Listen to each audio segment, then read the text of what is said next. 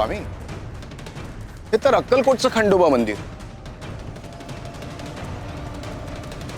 इथं आणलंय स्वामींनी.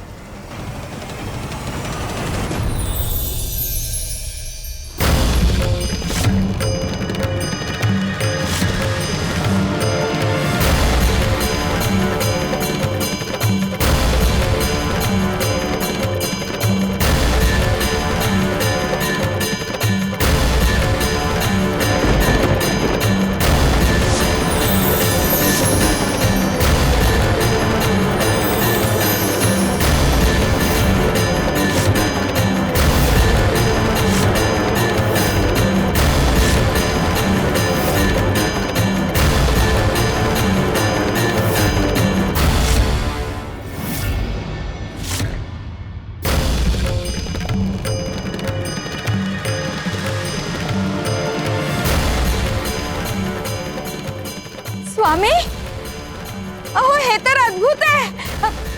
मी स्वप्न तर पाहत नाहीये ना? क्षणार्धात शिर्डीत पोहोचलो आपण.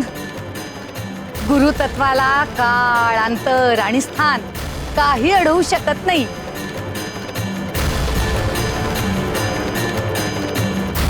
बरोबर आहे. हे शिर्डीचंच खंडोबा मंदिर, तेच प्रवेशद्वार, तीच रचना, तेच वातावरण. मी तुम्हाला सांगतो, हे शिर्डीचंच खंडोबा मंदिर आहे.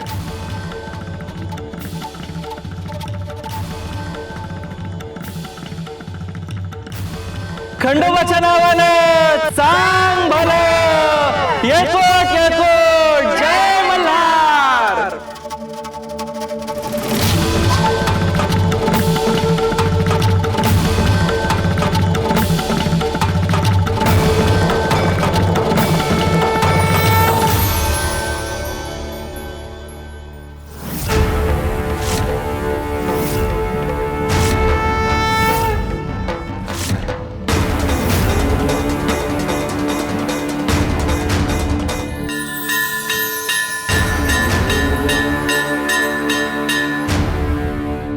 माई, हे केवळ खंडोबाचं मंदिर नाही, साईंच्या जीवनातल्या महत्वाच्या क्षणाचं साक्षीदार आहे.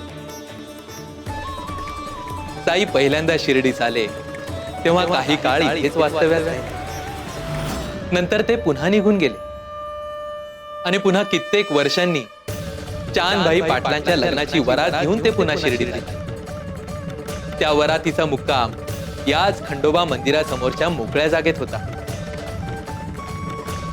तेव्हा या मंदिराचे पुजारी म्हाळसापती साईंना पाहताच त्यांच्या मुखातून सहज शब्द बाहेर पडले, आओ साई.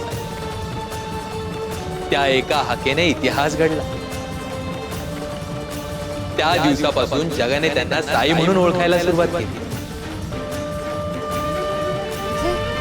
या मंदिराने साईंचं नाव जन्माला येताना पाहिलंय?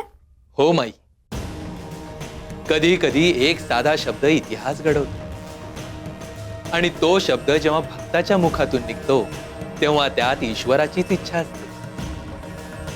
संतांचं नाव माणसं ठेवतात, पण त्या नावामागची प्रेरणा ईश्वराचीच असते. धन्य धन्य आहे ही भूमी, धन्य आहेत म्हाळसापती आणि धन्य आहेत साई.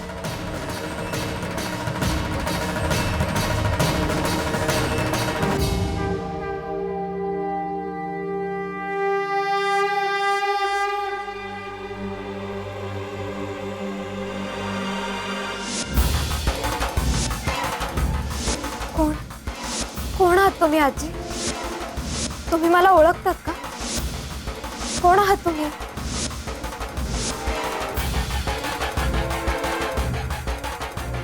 कोण होत्या त्या आजीबाई? मलाच का दिसल्या? असं वाटतंय जणू त्यांच्याशी माझं काहीतरी नातं आहे.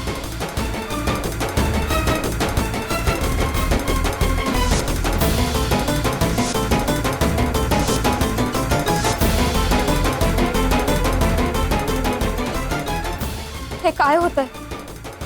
कोण होते ते? हे काय घडतंय? स्वामी, हे काय संकेत आहेत?